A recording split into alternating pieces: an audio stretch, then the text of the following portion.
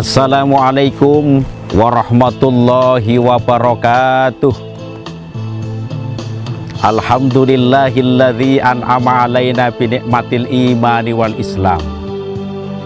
Wassalatu wassalamu ala asyrafil anbiya'i wal mursalin wa ala alihi wa sahbihi ajma'in. La haula wa la quwwata illa billahil aliyyil azim. Amma ba'd. Para pemirsa, kaum muslimin yang saya hormati, pertama yang paling utama, marilah kita bersama-sama memanjatkan puja dan puji syukur kehadirat Allah Subhanahu wa Ta'ala yang telah memberikan nikmat-nikmatnya kepada kita semua, sehingga kita bisa bertemu kembali dan berjumpa kembali dengan acara program Untayan Hikmah. Mudah-mudahan dengan adanya acara ini menjadikan iman kita semakin meningkat dan semakin meningkat. Mudah-mudahan Allah memberikan keridhaan kepada kita semua. Sholawat beserta salam semoga senantiasa melimpah kepada junjungan kita Nabi besar Muhammad Shallallahu Alaihi Wasallam yang telah membawa kita minal dzulumati ilan nur. Para pemirsa, kaum muslimin yang saya hormati, jadi kita semuanya umat Islam harus pandai-pandai bersyukur kepada Allah Subhanahu wa Ta'ala. Allah memberikan nikmat kepada kita semuanya. Salah satu kita lihat alam-alam di sekitar ini loh. Ini semuanya adalah nikmat Allah, karunia Allah. Sehingga kita insya Allah kalau banyak-banyak bersyukur, Allah akan memberikan kenikmatan yang lebih banyak lagi. Dalam Al-Quran surat Ibrahim diterangkan, wa ing ta'uddu nikmatallahi la tuhsuha. Kalau kalian akan menghitung nikmat-nikmat Allah, la tuhsuha, maka tidak akan bisa menghitungnya. Kenapa? Karena saking banyaknya nikmat-nikmat Allah yang diberikan kepada kita semuanya. Salah satunya adalah nikmat iman Islam. Selanjutnya nikmat umur, baik umur panjang maupun umur sedang atau pendek. Tetapi yang paling utama adalah nikmat iman, Islam, ihsan. Kenapa? Setiap umat Islam mendambakan matinya husnul khotimah, mati dalam keadaan beriman kepada Allah Subhanahu wa Ta'ala. Kita lihat Al-Quran menerangkan, wa may yartadid minkum an dinihi fayamut wa huwa kafirun fa ulaika habitat a'maluhum fid dunya wal akhirah wa ulaika ashabun nari hum fiha khalidun.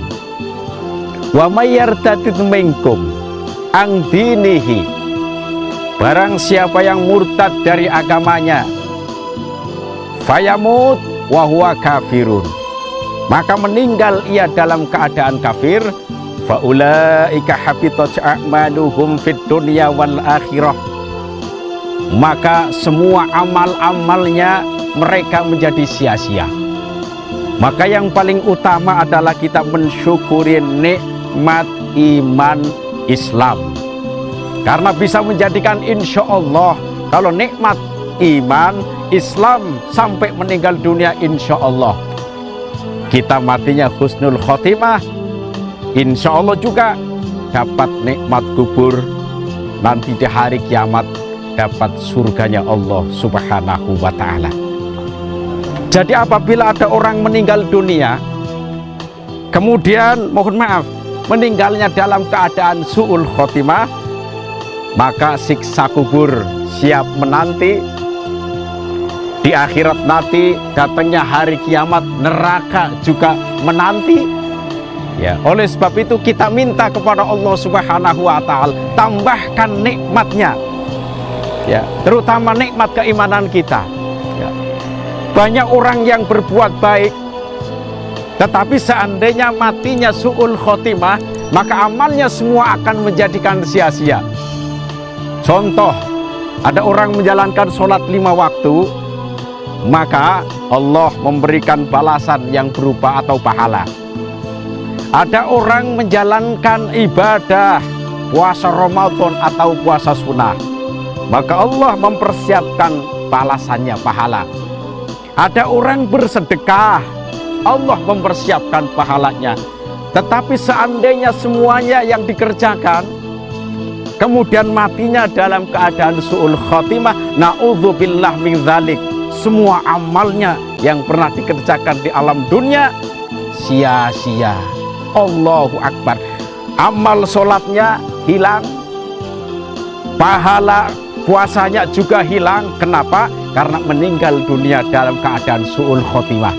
Yang menyertainya hanya perbuatan jeleknya dan kekafirannya.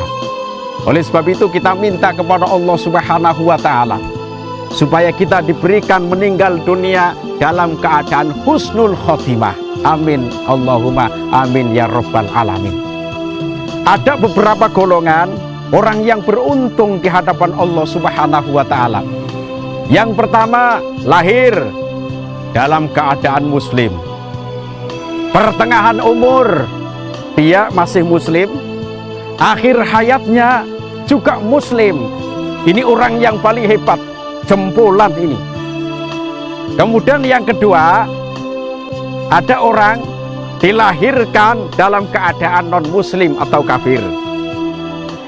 Kemudian setengah umur dia muslim, meninggal dunia muslim. Ini juga termasuk orang yang hebat. Kenapa? Insya Allah mendapatkan nikmat kubur dan juga surga. Kemudian yang ketiga, dilahirkan dalam keadaan non-muslim, pertengahan umur juga masih non-muslim, tetapi ketika akhir hayatnya alhamdulillah mereka itu beriman kepada Allah.